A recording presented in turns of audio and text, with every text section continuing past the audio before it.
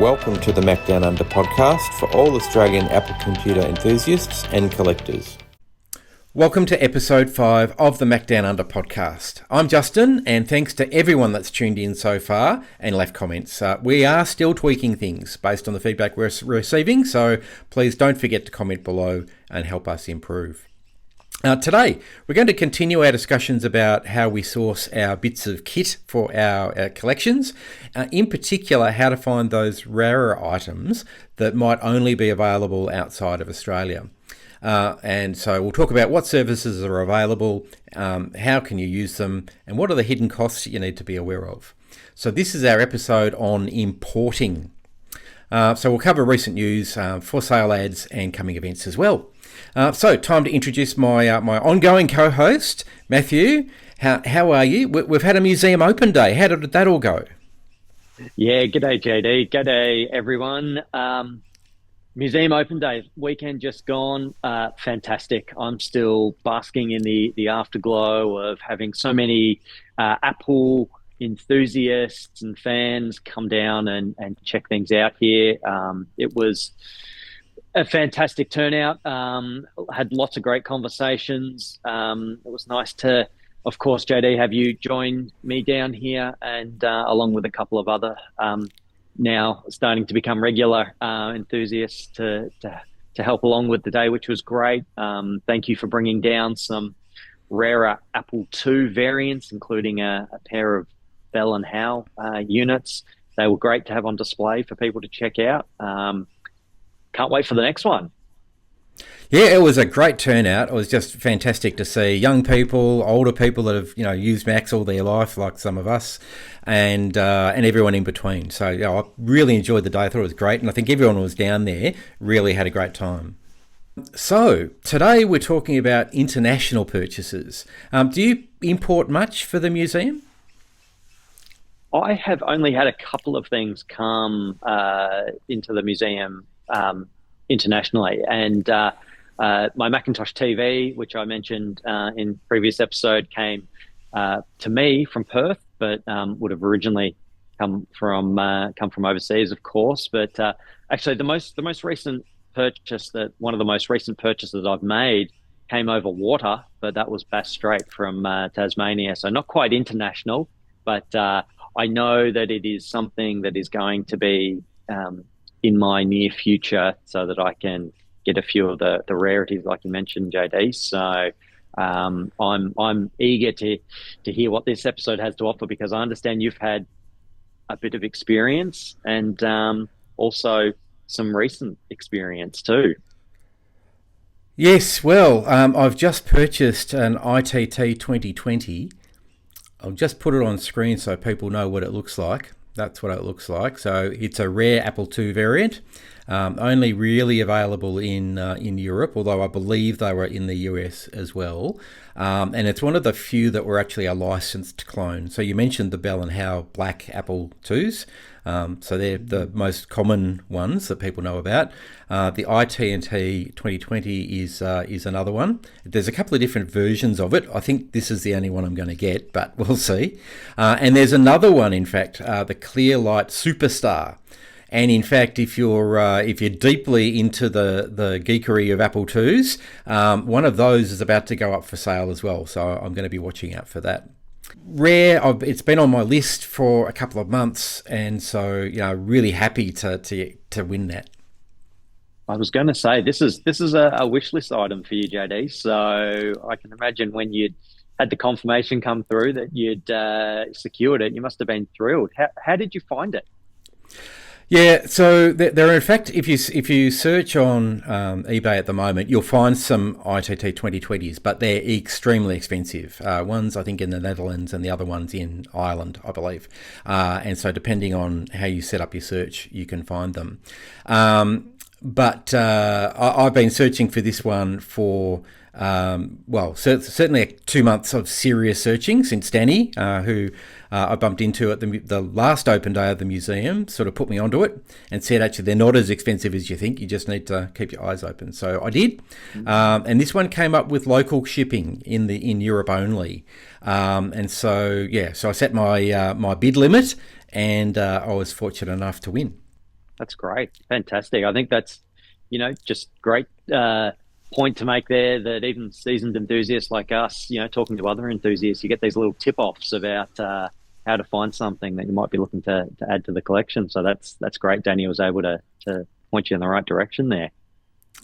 Yeah, it was, and I think that's the beauty of the group we get down at the museum on the open days. Is everyone there is happy to share information and their tips and tricks, and also can be on the lookout for you, because Danny's actually said we've exchanged a few messages along the way to say have you seen this, have you seen that. So it's great to have that group together.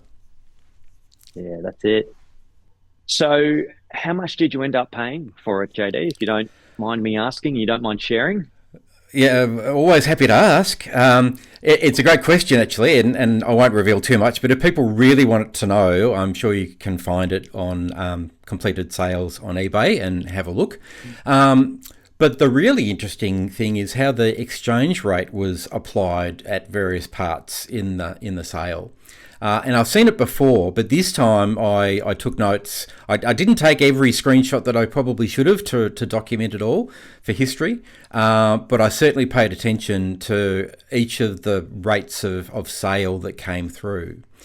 Now, we'll talk about that a bit more, but I probably just need to point out that this is not financial advice at all. This is just my observations on the day, knowing what I know about the various financial arrangements I've got in place and the credit cards and so forth that I have access to. So anyone that's watching, don't take this as gospel. Go and do your own research. Make sure you understand, what you have available to you. I'm certainly not a financial expert by any stretch of the imagination. All right, so what happened? So the sale for the ITT was in euro, and to set my limit, I basically Googled the current bid and then Googled the reverse of what I would be prepared to pay in Australian dollars, and used that as my limit for bidding. And as it turns out, I think Google probably underestimated the end of sales sort of amount a little bit, but it certainly gave me a good sighting for where to aim my bidding, so that I didn't go too far overboard. So I won the auction and I went to pay. Now, despite the fact that the auction was in euro, and I'll talk about this later on, my shipping address was set to Europe. eBay still tried to charge me in Australian dollars because that's where my account is set up. And it came back with an amount which was $50 more than the Google Translate for the winning amount in euro. So I've seen this before, and I knew not to say pay now and to change the currency back from Australian dollars, which you can do, to euro. Yep. So this is your experience coming into play here. Having done this before, you knew the traps that you were being laid by eBay. Yeah, and I really wasn't prepared for the next bit. So I got over the first hurdle. So I didn't accept the Australian dollar invoice. I put it back into euro dollars or euros, and so that's what I asked eBay to do. Put it through to PayPal. So I use PayPal because it'll do international currency exchanges if you wish it to do, but particularly the buyer protection. So if things arrive broken or don't arrive at all, then you've got insurances there as well with eBay. So there's good reasons for me to do that, but again, do your homework. But of course, PayPal's owned by eBay, and so their systems are tightly linked. They are the same company. So it was a bit of a shock that when I went to pay through PayPal, they not only had the $50 increment in Australian dollars, but added more. It was $54 more than the Google translation of the winning price. I didn't expect that. It's totally getting worse. Oh, geez. So you might think that that's fees and whatever, but again, I knew from past experience to put it into euros and pay euros, because my particular credit card provider actually provides a really good exchange rate and a low transaction fee. It's a 3% fee. So I got PayPal to put through the payment in euro, and that came out to $30 less than the amount that PayPal wanted to charge me in Australian dollars. Now, that's still not the Google Translate amount, but again, I've got a 3% commission through my credit card, but it's certainly cheaper than what both eBay and PayPal and their different systems wanted to charge me in Australian dollars. So that's my experience. Again, for everyone that's watching and listening along, you need to do your own homework, understand what your credit card company does, whether there's any other fees, charges, what rate they use, that sort of thing. But I've done this a lot, and I'm pretty confident that in my situation, not to accept anything in Australian dollars, to put it into local currency. That's worked for me for both British pound, UK dollars, and Japanese yen as well. So, but again, that's my particular credit card company. That was my experience from the money side of things. Yeah, wow. It just seems like there are so many little things there which could catch someone, and they're just unwillingly paying more than they need to, unless they've listened to this podcast and have the tips that you've probably, would dare say, learnt the hard way from, maybe at times, JD. Is that fair to say? Or... Oh, it is. Yeah, I mean, everyone makes mistakes. You click too quickly because you're really excited about getting what you want and so forth. So, I've certainly slipped up. But, when I can, when I'm being, and particularly this was a fairly big purchase, I was really careful to make sure I knew exactly what I was doing and sort of to a degree documented and keep it in memory as I was going. Yeah, wow. So this machine's in an international location, and you mentioned earlier, technically only available to local people. They weren't going to ship it internationally. Yeah, so there's a couple of traps with that, because it won't necessarily show up in your search. So on eBay Australia, it'll only show you things that are actually going to be can be shipped to Australia. Now, I'm not a seller on eBay, so I'm sure there's settings for that, but I'm not aware what they are. So what I've done when I'm looking for something rare like this particular machine is I've actually got international addresses set up in each of the continents where I'm likely to buy Apple products. So UK, Europe, EU, Japan, US. Obviously, I'm in Australia, so I don't need an Australian address other than my own. And that then allows you to change where your default or your primary address is in the eBay application or website. And that then tricks the system, I guess, it's meant to work this way, into allowing your searches to then identify things that are local to that particular address. And so I've purchased a few things this way. In fact, quite a few things this way. There are other ways of doing it. So you can just log into ebay.co.uk or ebay.de, and obviously ebay.com for the US as opposed to .au in Australia. And that will give you access to local sales that aren't going to ship.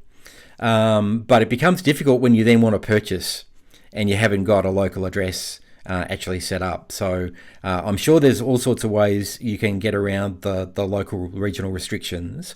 But the way I found that's always worked for me is to have those addresses set up in advance and then just change the primary address for the search that I'm doing at the time, or the purchase that I'm making. Yeah. Okay. So these addresses, you just happen to know people that are happy to have you ship stuff to them in these countries and take care of it from there. Is that how it works?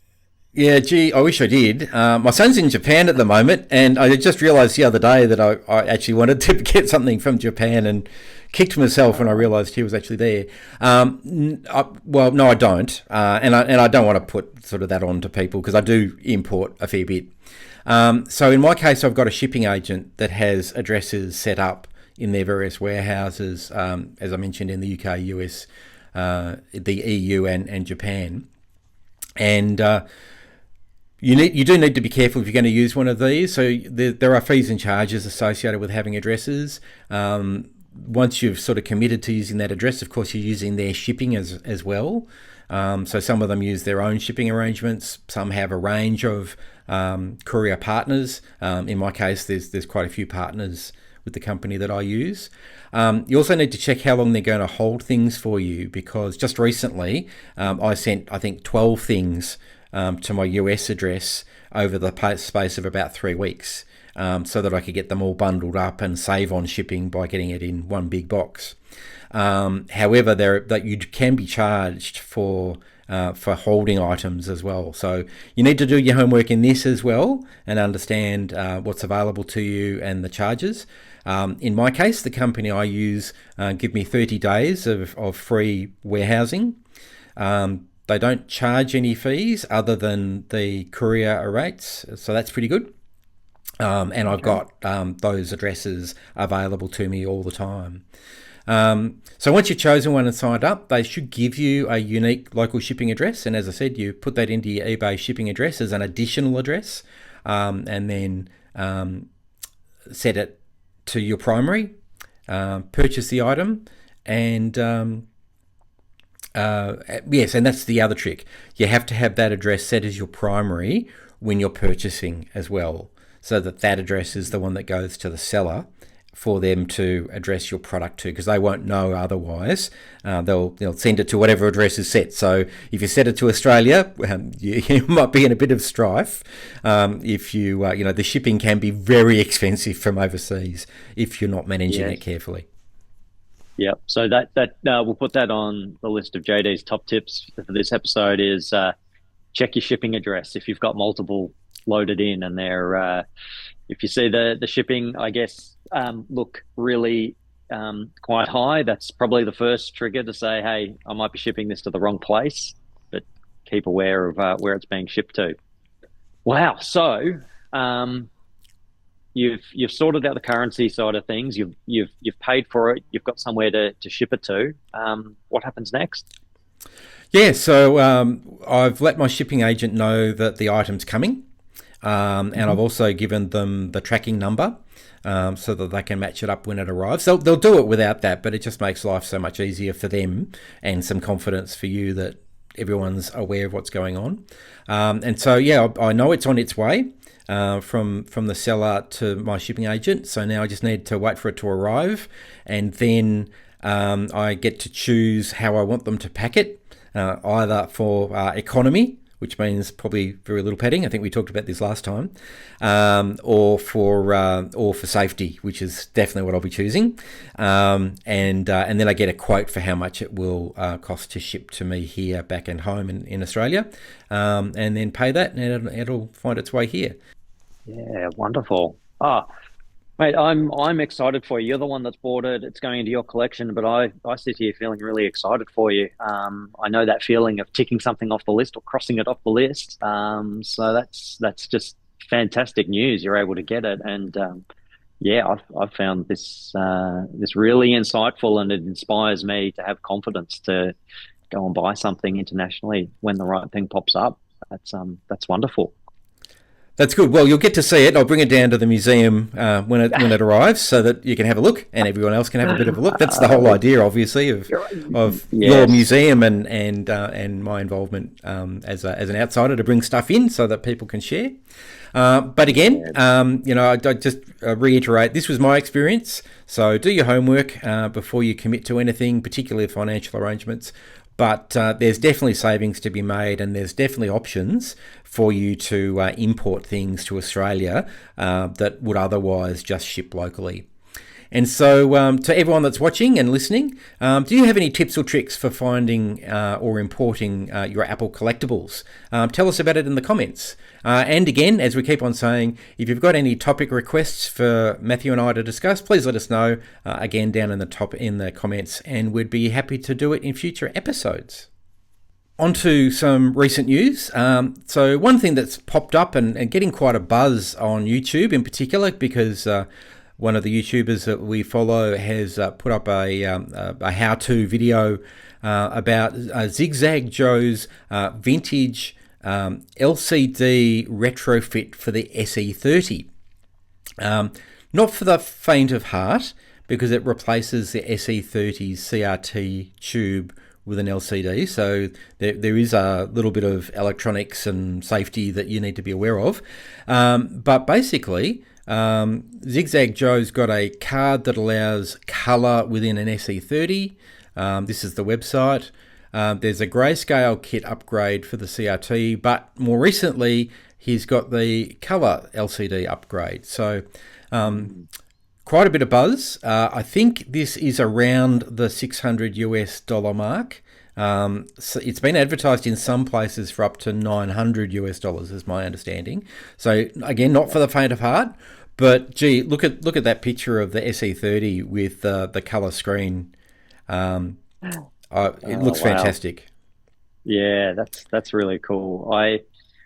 Part of me doesn't sit well doing this to an SE30. The other part says, hey, that's really cool, and getting color in such a great machine is a really, really cool thing to be able to do. So the work behind this would be fantastic. So yeah, and I'm like you. I've been thinking about, like, would I do it or not? I mean, the cost is certainly an issue, but if I've got a machine that I really want to have up and running, and the CRT has blown, and this is an option, then it's keeping it operating. It doesn't change how the SE30 functions, other than obviously there's a color enhancement. Although I think there were breakout boards that did that anyway, if you really wanted them back in the day. But, if it's the difference between having a machine that you can't turn on because the screen doesn't work versus a working machine, I'd probably do it, particularly if they were a bit cheaper, because I'd need a lot of them. Yeah. Very interesting bit of kit. Right, so moving on to coming events. So we've just had the Mac Museum Open Day last weekend, but Matt, I see you've got the next ones already planned. That's it. Yeah, one down. Let's start talking about the next one. So 2nd of August will be the next open day, and JD, I'll be talking to you in the run up to it to see what goodies you might be able to bring down to show off. Maybe the ITT 2020 has arrived by then. We might be lucky enough. But yes, next open day, 2nd of August, and put it in your diary, guys. It'd be great to catch people down here to have a chat. Looking forward to it. As we've mentioned before, WozFest, the next event, WozFest 40, is coming up on the 26th of July. Again, check the website down in the comments and register to get further details. Canvas Fest is only 8 days away, and I did check, registration is still available. It's actually pretty cheap for an online registration. So 3-day online event coming up in 8 days' time if you're an Apple II fan and you have the time available. The Canberra Vintage Computer Exhibition 2025 is coming up on the 19th, and I mentioned last week that I've registered as an exhibitor, and I'm starting to put together, what I want to take and how I'm going to get it there from Victoria, and how I'll display it and so forth. So I think mine will probably end up being a static display because I haven't been able to sort of repair and upgrade and recap my machines. But I think I can take stuff along that people will still be interested in having a look at. So come and visit me. Matt, you're still contemplating coming. What's the current status of you with this one? Gosh, JD, I don't know if you spoke to my wife, because she's asking me as well, are you going? So that's a good sign. I've got encouragement all round. So between now and next podcast, I will have to firm up on that decision, and I'll speak with my son to see if he's looking for come for a ride. But stay tuned. And the Adelaide Retro Computing Group have their next day this coming Friday, the 11th of July, from 5:30 till 10:30. So if you're near Unley and you're interested in retro computing, and I'm assuming by the picture they are interested in Apple retro computing as well, get along. Great. So next up, things that are for sale this week. So we have here a vintage Apple Joystick 2E or 2C in South Australia for the princely sum of $259.80. Reasonably expensive for a joystick, but they're difficult to get these days. You've got a joystick in your museum, haven't you? Yeah, I've got a couple here. One of them's for people to use. Works great playing Donkey Kong on the 2E here in the museum. Mine doesn't have orange buttons though. I think you've got the They're platinum model rather than the beige platinum. model. Yeah, that will be the difference then. There we go. Yeah, made by the keyboard company, because I actually have the keyboard company version of this, which doesn't have the logo, but once they put it out for sale, Apple then licensed them to make the official Apple version. So mine's actually got a orange button and then a toggle switch at the top rather than a push button. That's the variation that I've got. And I picked up one of these just recently locally, fairly cheaply too, which was lovely. Right, same seller as the previous one. Here we have a vintage Apple Mouse 2C. They've also listed 2E, and it would work on a 2E. From South Australia for $299. Now, I've been collecting these sorts of things. I was really lucky that I've got a few of these that were just in the box of mice that I've acquired over the years. So I never went out and spent lots of money on one of these. But I've seen them for lots more than this asking price too. So I think I'm fairly lucky that I've got a couple. Yeah. So this one, we'll do a future episode on Apple mice. So the original Apple IIc mouse was the same shape. So we'll just go and have a look at some of the other pictures. So this is a slightly different shape to the traditional Mac mouse. So it's a bit more rounded and all one colour. Almond tends to be the colour that people use to describe it. And the original version has a slightly different connector. So if you look on the picture there, this has got the more modern sort of Mac style connector, the rounded one, whereas the first version had a square connector, and it only works on the original Apple IIc through the joystick port, and won't in fact work on a Mac, even though it looks like it's the same connector. I believe this one will work on a 2E card, a 2C, a newer 2C, and a Mac as well if you really wanted to. But why would you? Because it's an Apple II mouse. So $299. Have you got any of these in the collection yet, Matt? No, I've got a 2C mouse, or one that says 2C on the bottom, but it is probably went with a 2C plus. As it was, the later style, and really just looks like a Macintosh mouse. So no, I'm sure we'll be able to fix that for you. Okay, next up from New South Wales, we have an Apple Macintosh SE. We talk a lot about the SEs, and I think we'll do a future version on the SEs because we've sort of gone nuts trying to find all the variations. So there's a story to tell there, I think. This one's in New South Wales for $425. It's listed as working. In fact, there's a picture of it working. So again, pretty clean screen, or a clean screen, and it's in focus, at least in the center of the screen. And it's hard to tell whether it's the camera or the screen itself when you move away from center.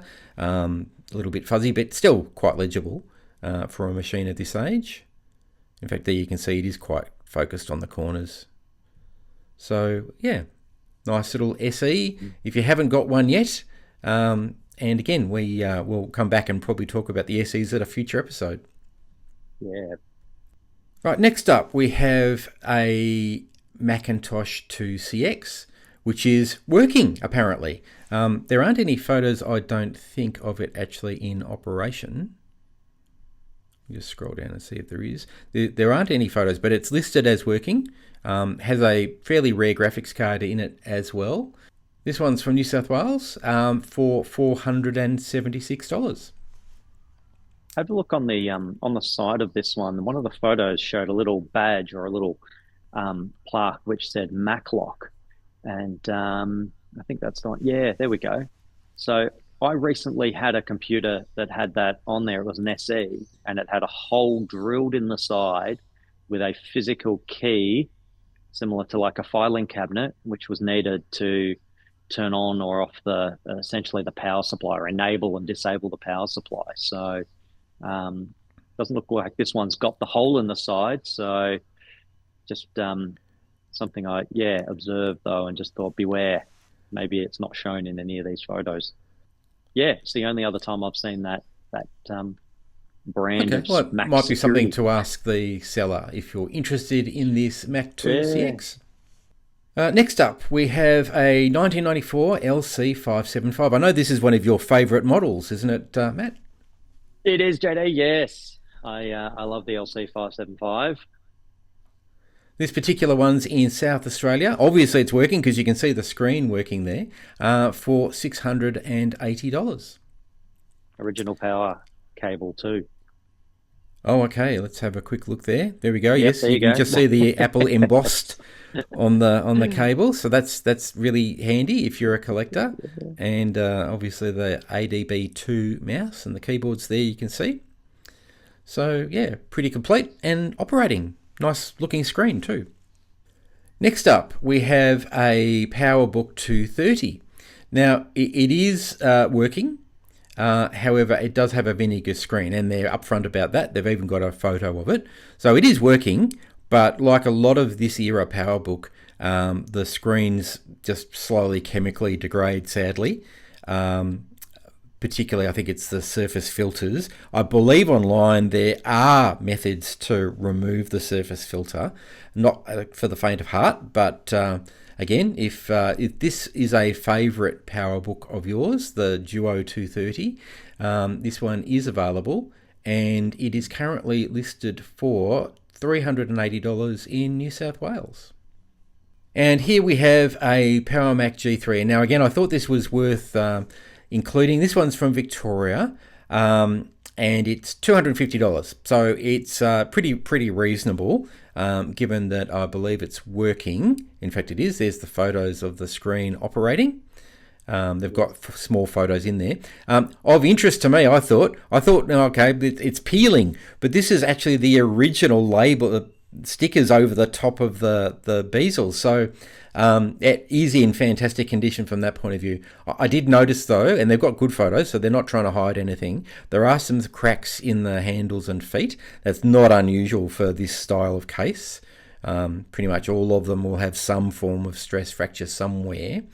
But yeah, nice and clean, clearly operating, and available for $250. What do you think about that one? I think that one's pretty reasonable, and it seems like the seller is quite honest, like you mentioned with the condition. He mentions, or they mention, it's a 350 on the back, but it looks like it's been overclocked to 400, or it's had a board swap to become a 400. Restored inside, so nice and clean, dust free. So I think that's a really reasonable price, and you can be the one to purchase this and peel those clear plastic protective stickers off for the very first time, like you would have back in 1999. So how cool. Next up, we've got an iMac G4. Now, we've had a few of these on before, but I thought I'd point this one out because it's bare bones and therefore the price is pretty reasonable. So this one's clearly working. Looks like it's just the computer. Doesn't seem to have the speakers or keyboard with it in the photos. Does have the power cord, which is handy because it's got a not common connector into the base plate of this particular iMac. Again, it's working. Screen's there, looks nice and clean and crisp. Can't see any obvious defects. So that's fantastic. Again, this one's from South Australia for $395. And Matt, I'm just looking at the iMac text. So this is the original version with the Garamond font. Is it the Garamond font? Yes, there we go on the bezel surrounding the LCD. So again, another one of your favourites, I believe. Yes, that is iconic. They are indeed. Well, that's episode 5 in the can. Thanks for joining us again this week. We appreciate any comments that you want to put down below to help us improve with and anything particular you'd like Matthew and I to talk about in future episodes. So, Matthew, any reflection on today's episode? Think you'll be importing anything soon? I'd like to say I will be, and when I do, I know how to do it properly. I know how to make sure I get it at the right price, not get duped by any conversion factors that have some premiums on them. And I think the shipping agents, local shipping agents in the countries, is just such a great tip to know. And yeah, I got a lot out of it. So thank you for sharing, JD. I thought that was really, really insightful. My pleasure. Happy to help out. And again, pop down to the museum when it's open next on the 2nd of August. And, I'm happy to chat about my experiences. Again, everyone's experience will be different and you do need to check your own information. But always happy to share those tips and tricks to get our Apple collectibles here in Australia. Yeah, brilliant. All right, so don't forget to come and see at least me on the 19th of July at the Canberra VCS, maybe even Matthew as well, if I can twist his arm in the next little while. But nevertheless, in the meantime, we'll be back here next week with a few days to go before VCF. So like and subscribe so you don't miss our future episodes. Thanks for joining us and take care. Cheers. Thank you for joining the Macdownunder Podcast. Don't forget to like and subscribe, and we'll see you again soon.